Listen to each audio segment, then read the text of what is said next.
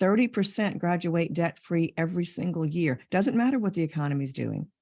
No, they're not all student athletes getting a full ride. And that's a myth as well. No, they're not all geniuses getting a full ride. Again, that's a myth. And no, they're not all wealthy or just the opposite, destitute, getting a full ride. I'm Junaid Ahmed, host of Hacks and Hobbies podcast and a digital presence advisor at Humble Zone. This episode is brought to you by Home Studio Mastery. I launched a consultation and course program to help podcasters and course creators to create a space in their homes that'll reduce the friction of creating content and appearing their best when showing up on camera. The pandemic gave us a lot of issues, but this one is here to stay.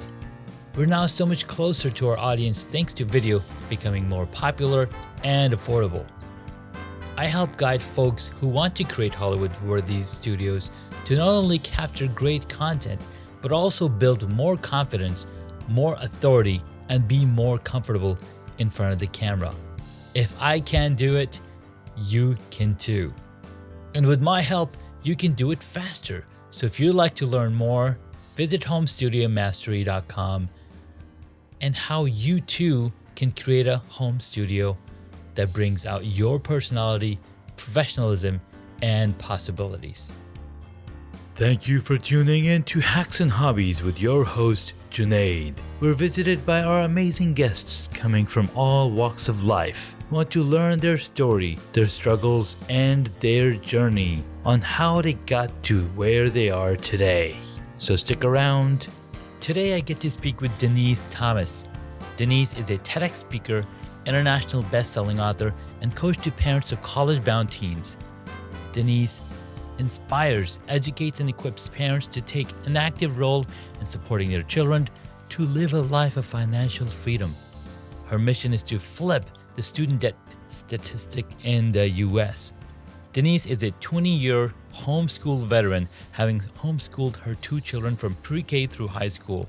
Using her proprietary repeatable strategy, they attended their first choice college on 17 scholarships exceeding $199,000.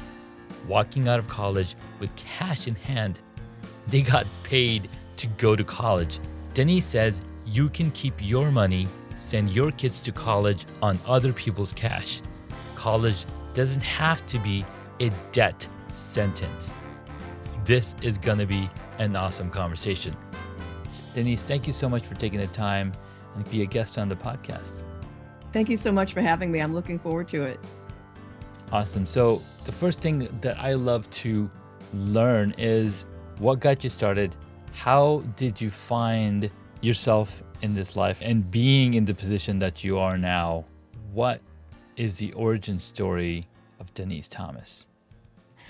Well, thanks for asking that question. And I'll be quite honest with you and your listeners. This all started for me out of desperation personally. And I think a lot of entrepreneurs do begin their business based on something that's personal to them.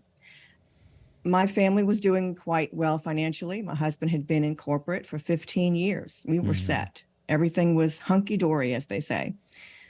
We had just bought and built our dream home, the one we thought we would retire in. But then suddenly the rug was pulled out from underneath us and my husband was laid off. He got another job rather quickly, so I felt like I could breathe a little bit, but then he was laid off again within months. And then the stock market crashed. It really seemed like a trifecta of blunders.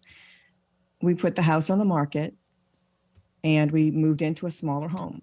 But with the stock market crash and no income, we had to use what we had left in savings and in the stock market to pay the bills. Eventually, that money ran out quicker than I would have liked it to, but within probably 6 months or so. I saw the writing on the wall and I realized really have no choice. We have. So you said writing on the wall. Yes, I saw the writing on the wall. I realized we had no choice.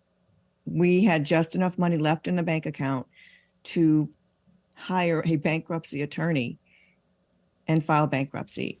We bought a lawnmower and a trailer and started mowing lawns to put food on the table. Now, the bankruptcy was liquidation. So everything that we owned, everything in our 25-year marriage was gone.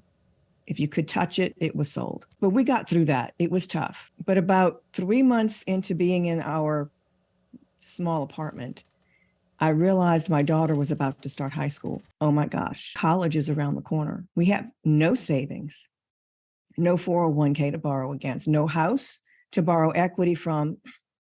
And oh yeah, that bankruptcy means we can't co-sign for student loans. We talk about that every couple of years around election time, but they forget to tell you that these student loans these kids are carrying, their parents have to co-sign. So that took student loans off the table for us. So now I had to figure out, how do we get our kids not only accepted to college, but how do we pay for it when we don't have anything? So I started doing the research. But what I found in my research was astounding. Yes, 70% of college students do graduate with some amount of student loan debt, anywhere from $5,000 on up. But that means 30% are graduating debt-free. What are they doing that they're not telling us about? That's what I sought to figure out. And that's why I literally spent thousands of hours researching so that my kids would have an opportunity. In the end, I have 2 homeschooled kids who attended college on 17 scholarships, totaling $199,000. They both got 4 years of college debt-free with cash left over. And that's how I got started helping other families in this area. Wow, that is freaking awesome. I mean, not everybody needs to get a loan to go to college. I totally love that, because that shows there are systems in place that are there to help you along the way. But you had to do the thousands of hours of research, which people don't have. People don't have the time. That's right. Most people don't have time to do that. And the problem is that they're starting too late to even consider it. That's one of the myths that I found that surrounds this college debt problem. We have a lot of beliefs that surround the high school to college process. The problem with that is that most of what we believe to be true isn't.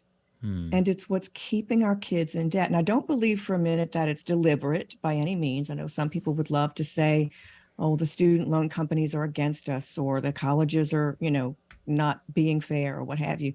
But that's not what it's about. Yeah. The problem is that we have bought into a lot of beliefs over the last 3 or 4 decades that set up our kids for having to have college debt. I'll just give you one of the many examples. We believe that our children have to attend a top 20 school to be successful in life. I hear it all the time. And for some people, they cannot be convinced otherwise. But there are plenty of studies that prove that no, your kid can attend a state university and have the same outcome, the same income as attending a college that costs 3 times as much. If you look at that one particular point, if the parent and student actually think about the advertising that some of these higher priced colleges do, none of it says, send your kids here and they'll get a higher income. There's no guarantee. There's no guarantee in which school. But they don't even have the stats to show that 50% get a higher income. There's nothing like that. Yeah. They're showing images, videos of kids smiling, enjoying their stroll around this beautiful campus. But that's it. That's about it. Yeah. It's almost like you can add images of people strolling in museums and libraries. That's exactly right. There are so many opportunities, and the opportunities can differ between colleges, but it doesn't have to mean that you have to spend $300,000 for your child to have those opportunities. That's not at all true. Yeah. There are plenty of opportunities at colleges that have a more reasonable price point. Wow, Denise, my mind is blown right now because what's possible. And the more you talk about it, the more I'm reminded of some stories my chiropractor shared, how every single one of his kids has gone to school through a scholarship. And it's like, we have white male kids, okay? And for them to be able to receive scholarship, that's like, really? That's amazing. So Well, we believe we that believe that type you can't, right? stereotype, yes. Yes. I actually have had parents call me and say, I can't find scholarships for my kid. The only ones that I'm seeing are for name a demographic you're not. Mm-hmm. And I will ask just a couple of quick questions. And in 10 minutes, I can find 3 that any child can apply to. Wow. It's the beliefs that we have. And I know you've had people on your show that talk about mindset and believing in yourself and that type of thing.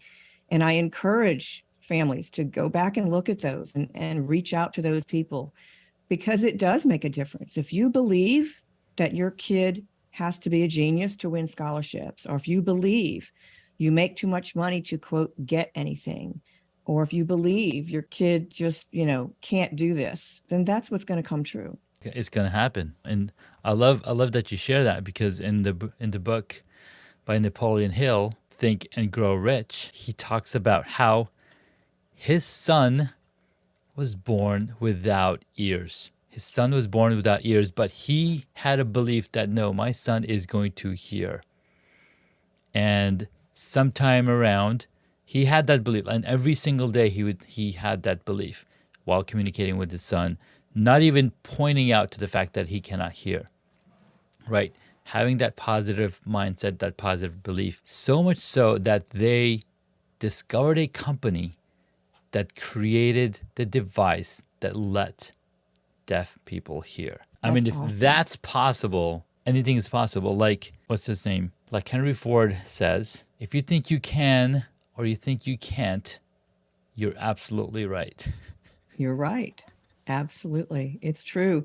And the thing is, the problem today is that we have too many beliefs that are contrary to the facts. And sometimes even presenting the facts, because that person has been in that belief system for so long, it makes it very difficult for them to change their mind and move forward away from those contrary belief systems.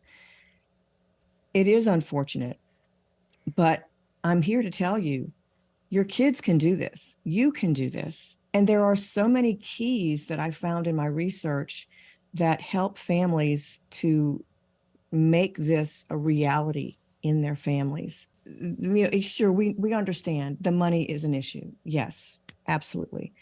But if we look further down the road, after your children have graduated from college and they've got their degree, what happens? What's the difference between the kids that have debt and the kids that don't?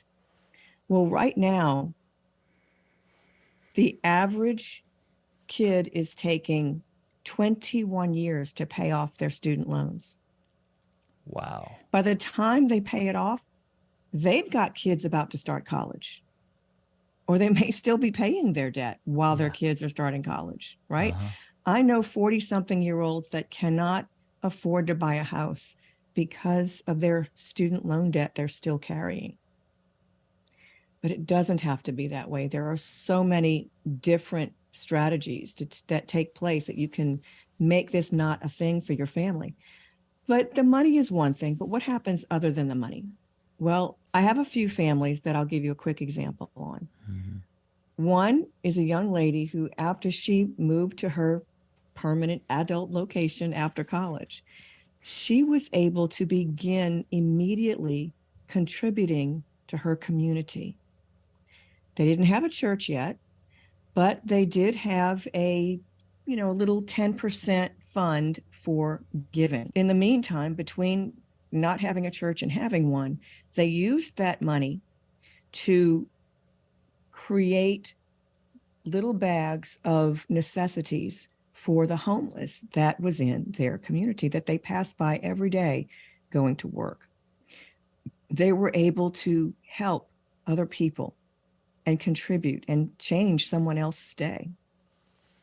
Another young man graduated with $10,000 left over from his college fund, all based on scholarships. 3 months into his first postgraduate job, his car broke down and he needed a new transmission. Now, for you guys out there who are car people, you know that that's real money. Mm-hmm. That cost more than $4,000 for this 20-year-old car that he had. At the same time, his computer broke down. That was another $1,000 repair. 2 months later, he wrecked a rental car. That was $1,000 deductible. Mm-hmm. And he had additional expenses that were taking place that were just not expected. Not once did he have to ask his family to help out. His emergency fund already set up after college. These are just a few examples. And of course, let's not forget, now they've got the cash to come back home and visit mom for the holidays. Mm-hmm. There are so many things your kids can do. Yeah. Also, when we think about it, those kids that are having to pay $400, $500, or heaven forbid, $2,500 per month in student loan debt, they can't invest in their retirement until that debt is paid. So even if they took 10 years instead of 21 and paid it off, and even if it was the minimum of $400 or so per month, waiting that 10 years steals $2.8 million from their retirement. Wow. Isn't that crazy? We're not doing the numbers. We're not showing our kids the math. That's, to me, that's an incentive to do the work and put in the work for the good grades, for the test scores, for writing scholarship essays, right? That's real money we're talking about. How to add $2.8 million to your retirement. And do it starting at age 22. Yes. I think that's the title. Absolutely. Man. Dude, I don't even need to ask you what the motivations were for you because you said it right up front, right? You had to go through this hard learning, hard experience in life where, loss of job, you had to, cut back, move into a smaller place, use the funds and seeing those funds replenish. Got to find a way around it. And yes, starting the business got you going, like the lawnmower.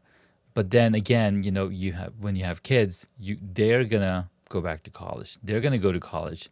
You got to pay for it. But now you found a way that they don't have to because there's so many scholarships available for anybody to take advantage of.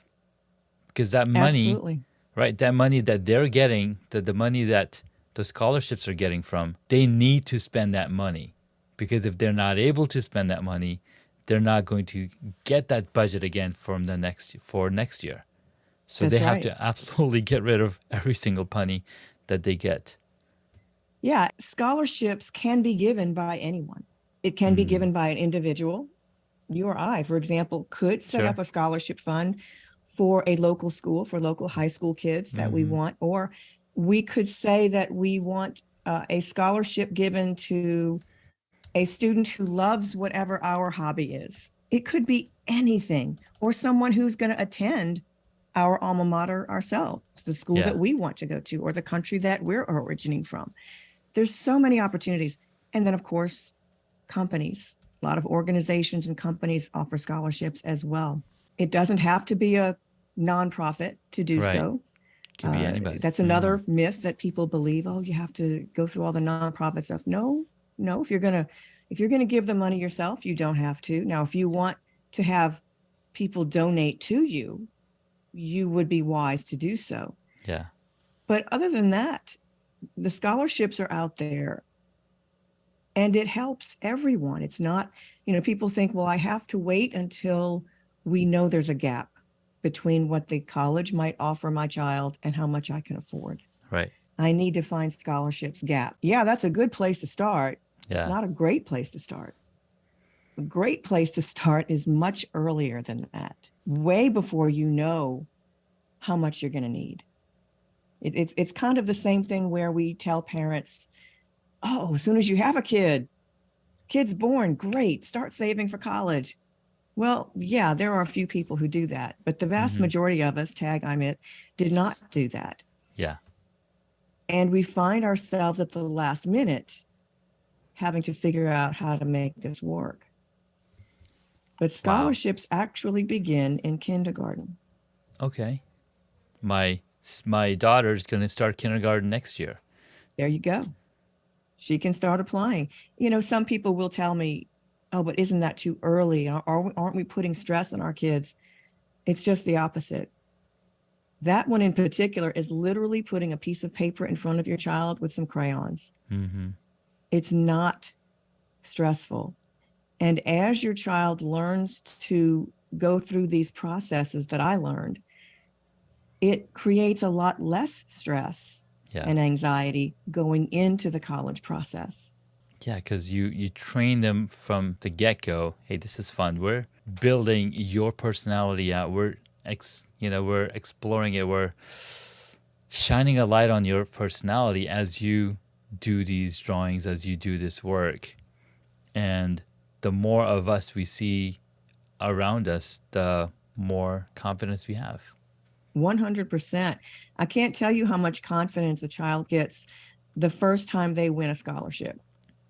Just winning one, the first one, it can be $250, $500, whatever.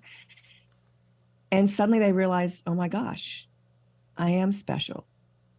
It's not just my mom and dad that think I'm great, you know.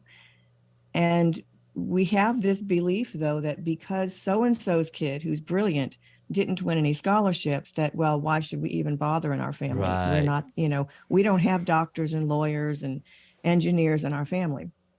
But the truth is, the vast majority of kids winning private scholarships have an average GPA. Wow.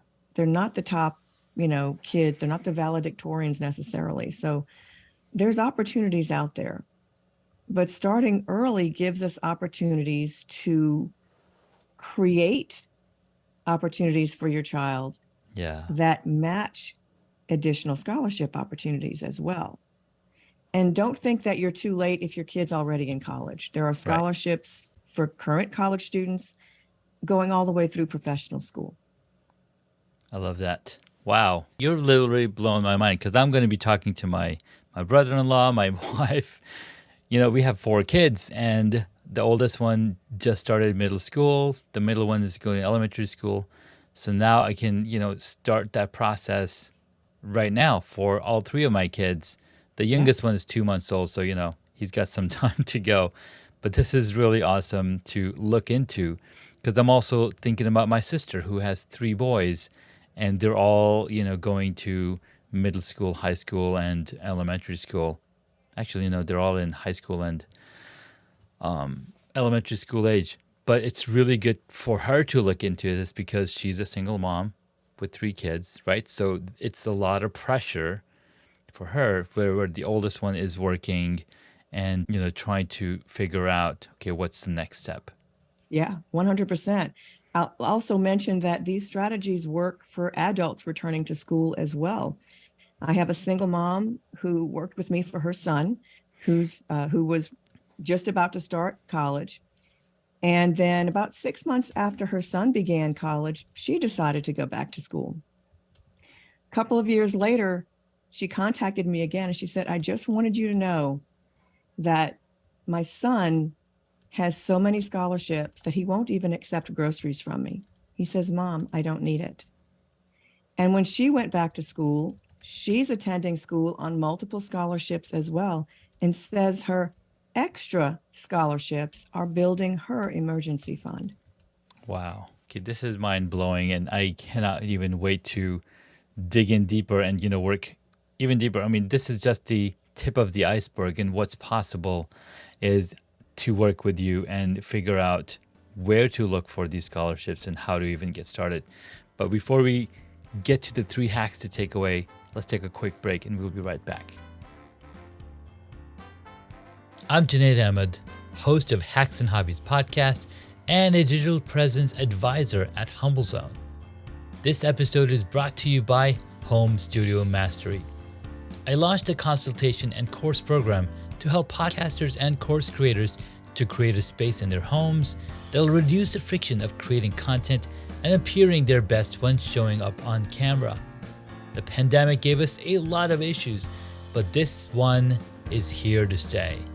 We're now so much closer to our audience thanks to video becoming more popular and affordable.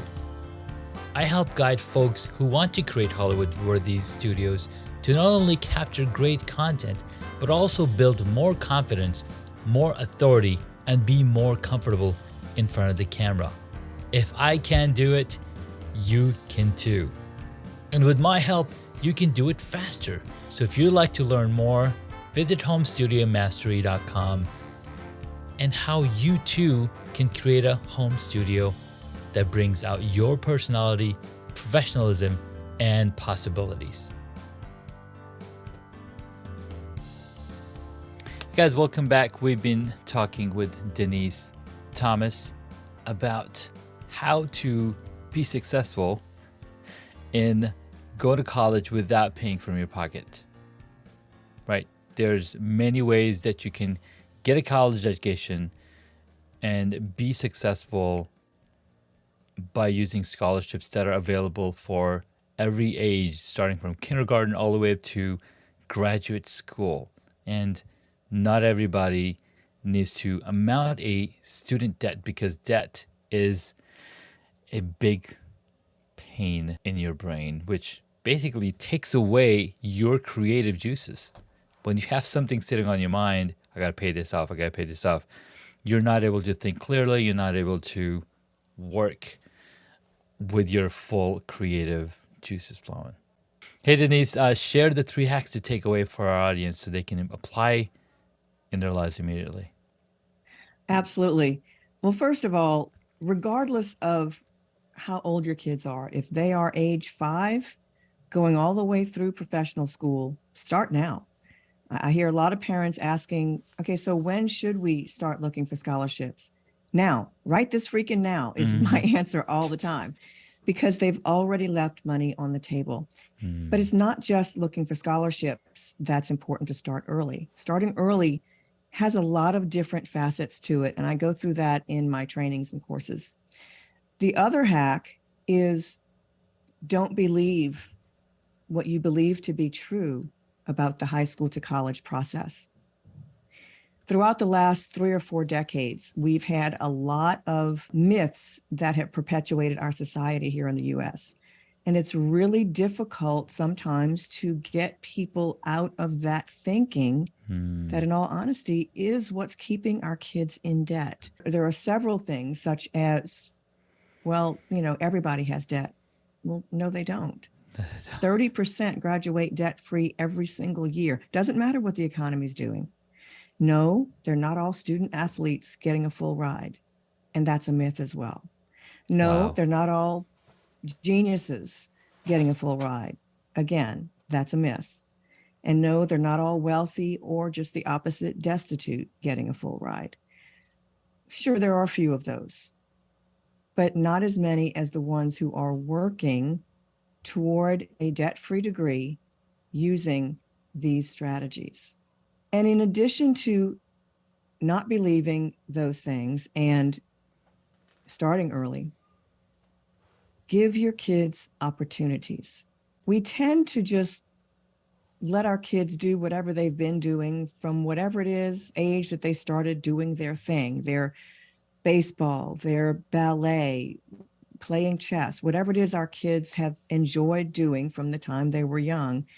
And we just, that's just what we do. But what I found is that colleges are looking for something in particular, but they're looking for who your child is, what makes them special, what lights them up. And without offering these opportunities to our kids, they don't know what lights them up. They don't know what their focus is, or what, really is a challenge for them that turns out really could be their life's work. And it doesn't have to have anything to do with their college major. Yeah. So giving your kids, offering opportunities is really important. I know a lot of people will think, but we don't have a lot of money to send our kids to all these different, academic schools or camps or what have you. That's fine. Remember, there was a time when we had no money, Mm-hmm. but my kids attended every free summer camp that I could find within driving distance every summer. They were allowed one paid summer camp per year. And it was always a day camp, never a night over something that was going to cost more money. One summer, my son had 5 camps he was attending. By the time we got to the last one, on the way over, he says, "Mom, why am I going to this camp?" And I said, "Because my job is to give you opportunities. Your job is to find your passion." This was a week-long camp. This was the one paid camp that we did that summer. It happened to be a day camp that NASA was holding, and that was about an hour and a half drive for me at the time. Mm-hmm.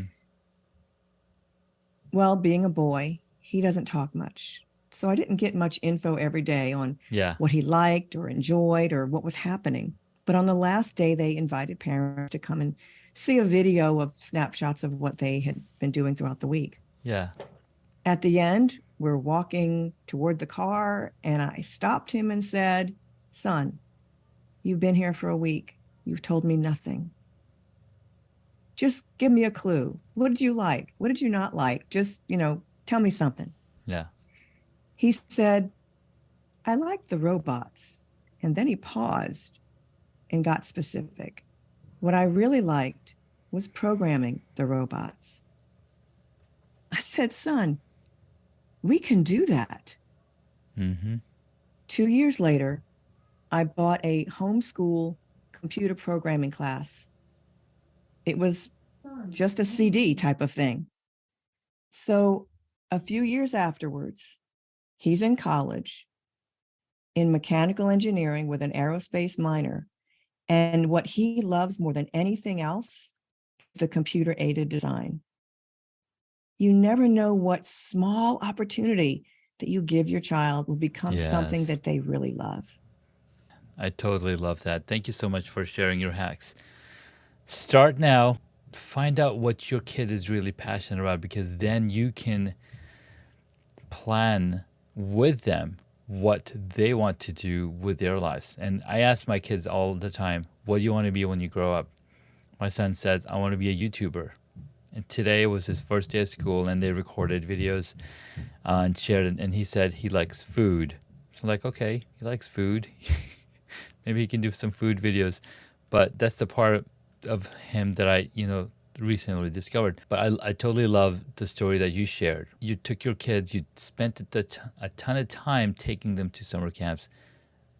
So much so that he's like, why am I going here? So we can show you that there are opportunities for you, and we just want to know what you love to do. So thank you so much. Appreciate that.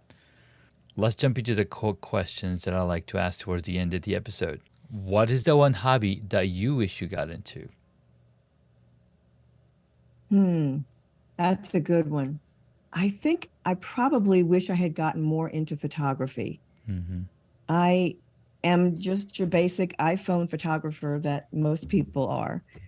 But on occasion, I really do have a good eye for composing a photograph. And I would love to have had an opportunity to do more of that with a real camera, but I have no clue how to use a real camera. Well, you're in luck, because there are a ton of courses on that teach you how to use a real camera.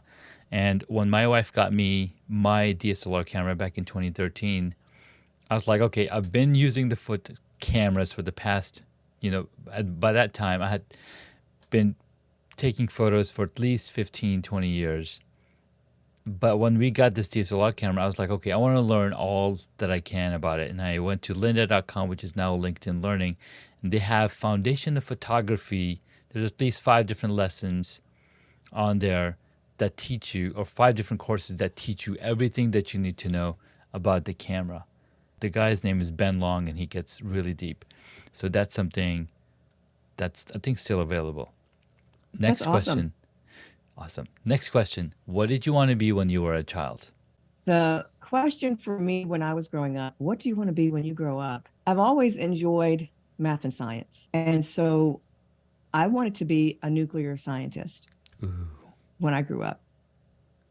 And although that path didn't really come to fruition, when I was in middle school, and I have no idea how I got this opportunity, but they sent me to the flagship university to represent the school. And this was a nuclear symposium. Wow. And I spent an entire week hanging out with other kids who love science and attending this symposium. It was an absolute blast. I love that. Fantastic. Next question. What is your favorite movie or TV show? Anything that stars James Bond and the Sean Connery versions. My son is actually named after Sean Connery. I love that. That's so cool.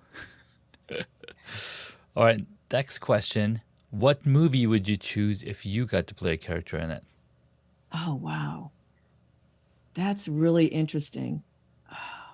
That's a toughie. That's really a tough one for me because I don't get to see too many actual movies these days. When you know how that is. Mm-hmm. Today we've been sequestered into our homes for so long that we're not used to getting out.